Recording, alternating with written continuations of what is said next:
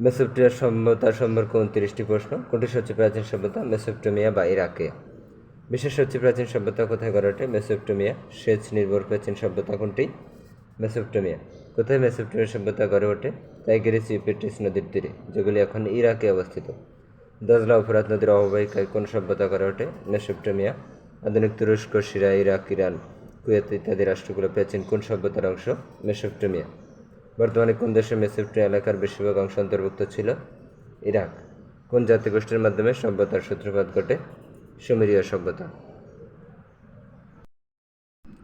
সুমেরীয় সভ্যতা কোথায় গড়ে উঠেছিল? মেসোপটেমিয়ায়। কিউনিফর্ম কি? লিখন পদ্ধতি।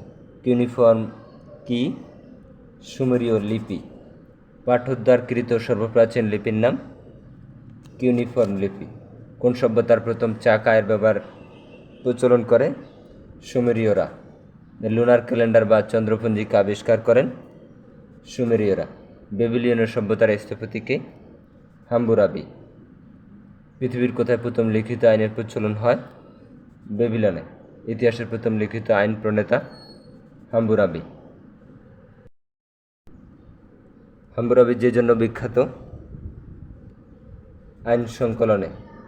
কোন সভ্যতার প্রথম আইন সংক্রান্ত হাম্মুরাবি কোড প্রণীত হয়েছিল? বেবিলনীয় সভ্যতা। পৃথিবীর সবচেয়ে প্রাচীন বই কোনটি? গিলগামেশ। বেবিলনীয়দের সময়ে কিউনিফর্ম লিপিতে কোন মহাকাব্যটি রচিত হয়? গিলগামেশ। বেবিলনের জ্বলন্ত উদ্যান কে গড়ে তুলেছিলেন? নেবুচাঁদনেজার। বেবিলনের জ্বলন্ত উদ্যান কোন দেশে অবস্থিত?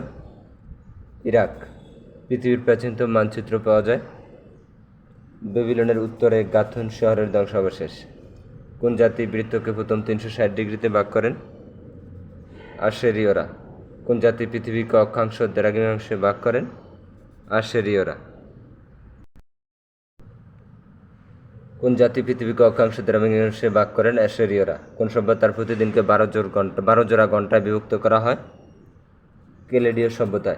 কোন জাতি সর্বপ্রথম দিন রাত্রি 24 ঘন্টায় ভাগ করেন? কেলেডীয়। কারা সপ্তাহকে 7 দিন বিভক্ত করেন? কেলেডীয়রা।